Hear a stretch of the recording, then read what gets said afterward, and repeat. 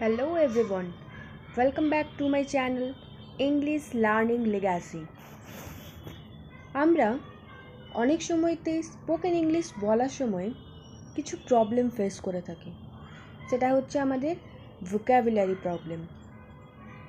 ওয়ার্ডসগুলো আমাদের বাংলায় জানা থাকে, কিন্তু স্পোকেন ইংলিশের টাইমে আমাদের ওয়ার্ডটা অ্যাপ্রোপ্রিয়েট ওয়ার্ড যেটা ইংলিশে সেটা আমাদের মনে পড়ে না। তার একটাই কারণ আমাদের ভোকাবুলারি প্রবলেম। আবার অনেক সময় হয়ে থাকে কোনো ইংলিশ নিউজ পেপার বা কোনো চ্যানেলে আমরা অনেক ওয়ার্ড শুনে থাকি যেটা আমরা মানেটাই বুঝতে পারি না, কিন্তু সেই ওয়ার্ডগুলো আমাদের কিন্তু খুব ইজি ওয়ার্ড, কিন্তু অ্যাকচুয়ালি সেই ওয়ার্ডটারই আমরা অন্য ওয়ার্ডে কিছু ইউজ করা হয়ে থাকে যেগুলো আমরা জেনারেলি আমরা জানি না, তাই আমাদের বুঝতে একটু প্রবলেম হয়।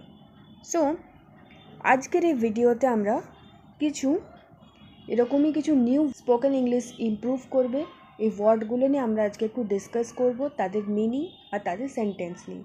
So let's start. So our first word is anomaly. Anomaly, anomaly meaning irregularity. Irregularity যেটাকে বলা হয় থাকে ব্যতিক্রম, অনিয়ম বা কোনো ধরনের বিশৃঙ্খলা, তখন আমরা বলবো কি এটাকে অ্যানোমালি। তাহলে এই ওয়ার্ডটাকে আমরা সেন্টেন্সে কীভাবে ইউজ করব? I assure you it is an anomaly because he never behaves like this in an ordinary course of life. যখন আমরা কোনো কিছু ব্যতিক্রম বা কোনো কিছু বিশৃঙ্খলা ইররেগুলারিটি বোঝাবো, তখন আমরা এই ওয়ার্ডটাকে ইউজ করব অ্যানোমালি। ইররেগুলারিটির জায়গায় আমরা যদি অ্যানোমালি ওয়ার্ডটা ইউজ করি তাহলে আমাদের ইংলিশটা আরেকটু বেটার শুনতে লাগবে। So next word aptitude. Aptitude এই ওয়ার্ডটা আমরা কম্পারেটিভ এক্সামের ক্ষেত্রে অনেক সময় শুনে থাকি, aptitude test. So what is that? Aptitude মানে হচ্ছে আমাদের কোনো স্বাভাবিক ক্ষমতা বা কোনো প্রবণতা, a natural ability or skill. So how can we use this word? Scientific temper calls for aptitude for liberal thinking. Next word alimony. Alimony, alimony হচ্ছে কোনো কিছুর ভরণ পোষণ, তখন আমরা alimony. Payment to divorced wife. Divorced ওয়াইফকে যে ভরণ পোষণের জন্য যে পেমেন্ট বা টাকা কিছু দেওয়া হয় তাকে বলা থাকে অ্যালিমনি। সেন্টেন্সে কীভাবে ইউজ করবো এটাকে?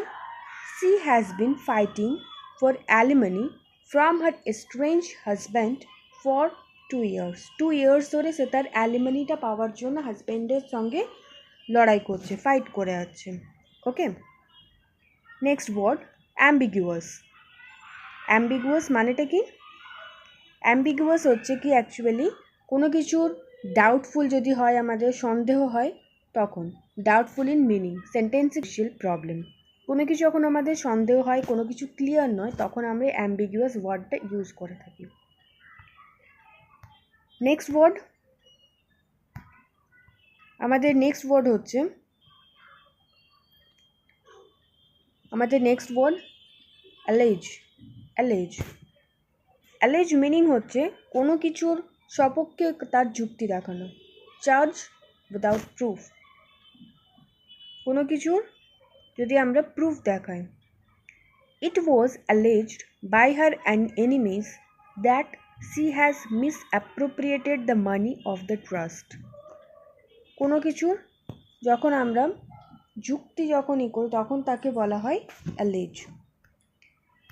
Next word acme. অ্যাকমি মানে হচ্ছে কোনো কিছুর টপ পজিশন, পূর্ণ পরিণতি বা কোনো কিছু সর্বোচ্চ স্থানে যখন পৌঁছায় তখন তাকে বলে অ্যাকমি। মিনিং কি? টপ। কীভাবে ইউজ করবো এটাকে? The acme of something is its highest point of achievement. একদম সর্বোচ্চ যে পরিণতি কোনো কিছু, সেটাই হচ্ছে কি highest point of achievement. Next word analogy. Analogy কি? আমাদের কোনো কিছুর যখন আমরা তুলনা করছি বা একই similarity, in that time we use that word analogy. সিমিলারিটির এগেনস্টে আমরা ওয়ার্ডটা যদি বসাই অ্যানালজি, তাহলে আর একটু ইংলিশটা বেটার হবে। The analogy between the security problems of India and Pakistan is uncalled for. আমরা এখানে কিন্তু সিমিলারিটি বললাম না, অ্যানালজি বললাম, জিনিস কিন্তু একই দুটোরই। Next word অ্যাপ্রেজ। অ্যাপ্রেজ অ্যাপ্রেজ মানে হচ্ছে কোনো কিছুর মূল্য নির্ধারণ করা, এস্টিমেট ভ্যালু অফ, কোনো কিছুর দাম ধরা। সেন্টেন্সে কীভাবে ইউজ করবো ওয়ার্ডটা? It is always difficult to appraise the efforts in true spirit if the results are not favourable. রেজাল্টটা যদি আমাদের ফেভারেবল না হয়, তখন আমরা কি বলছি এখানে? অ্যাপ্রেজের জায়গায় এখানে এস্টিমেট ভ্যালু, তার difficult to appraise the effort, তার যে এফর্টের যে অ্যাকচুয়াল যে মূল্যটা নির্ধারণ করা, ইট ইজ ডিফিকাল্ট। ইন্ট্রোড অ্যাডভার্সিটি। অ্যাডভার্সিটি এই ওয়ার্ডটা আমরা অনেক সময় শুনে থাকি কিসের ক্ষেত্রে? কোনো কিছুর খারাপ অবস্থা, দুর্দশা বোঝালে। A difficult on unlucky situation or event, কোনো খারাপ অবস্থা বোঝালে আমরা অ্যাডভার্সিটি ওয়ার্ডটা ইউজ করি। সেন্টেন্সে কীভাবে ইউজ করবো? Adversity brings out the latent qualities in a person. অ্যাডভার্সিটিটাই কী করছে? মানুষের মধ্যে যে লেটেন্ট কোয়ালিটি আছে সেটার মধ্যে যেন বের করে, মানুষের অ্যাকচুয়াল যে কোয়ালিটি এই সময় যেন আমরা বুঝতে পারি। ওকে, নেক্সট কী বলেছে ওয়ার্ড? অ্যাফ্লুয়েন্স। অ্যাফ্লুয়েন্স অ্যাফ্লুয়েন্স মানে হচ্ছে কোনো কিছু ধন সম্পত্তি, সমৃদ্ধি তাকে বলে, wealth, success, abundance. In that case we use the word affluence. সেন্টেন্সে কীভাবে ইউজ করছি? Affluence in his life made him forget the value of character. ওকে, যে কোনো জিনিসের অ্যাফ্লুয়েন্স, ধন সম্পত্তি বা ওয়েলথ বা সাকসেস কারোর লাইফে, made him forget the value of character, তার যে ভ্যালু ক্যারেক্টারে সেটাকে যেন ভুলে যেতে সাহায্য করেন। ওকে, নেক্সট অ্যাম্পল। অ্যাম্পল মানে হচ্ছে প্রচুর, অ্যাবান্ডেন্ট or large, অনেক কোয়ান্টিটিতে কোনো জিনিস থাকলে তখন বলি ample of things. there is an ample stock of nuclear weapons in the arsenal. ample stock, প্রচুর স্টক আছে nuclear ওয়েপন্সের।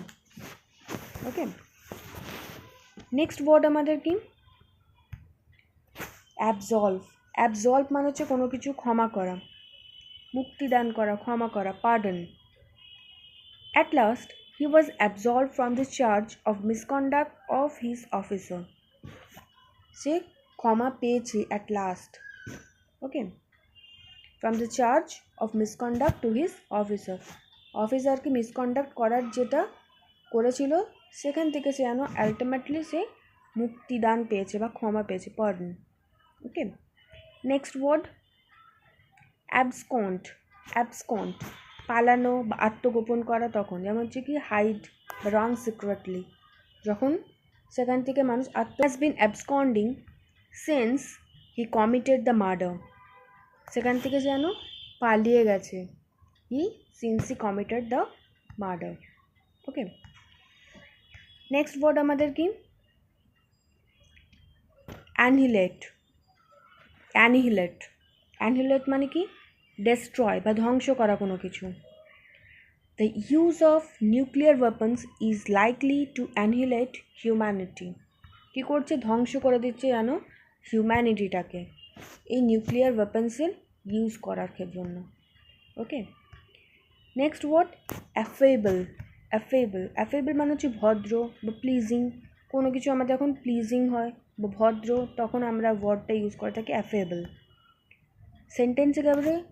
His affable manners always win him admiration in the society. তার যে একটা ভদ্র যে নম্র ব্যবহার সেটা সবসময় যেন তাকে এই সোসাইটিতে তাকে অ্যাডমিরেশনের জন্য যেন তাকে জিতিয়ে দিচ্ছে, তাকে যেন অন্য একটা পজিশনে নিয়ে যাচ্ছে। ওকে, সো এই যে সেন্টেন্স, এই যে ওয়ার্ডগুলো আমরা করলাম, ওয়ার্ডসগুলোকে কীভাবে আমরা সেন্টেন্সে ইউজ করছি, আই থিঙ্ক এগুলো স্পোকেন ইংলিশে তোমাদের অনেকটাই হেল্প করবে। So keep practicing this word. Thank you, and please like, subscribe and share our channel and keep watching for the next video. Thank you.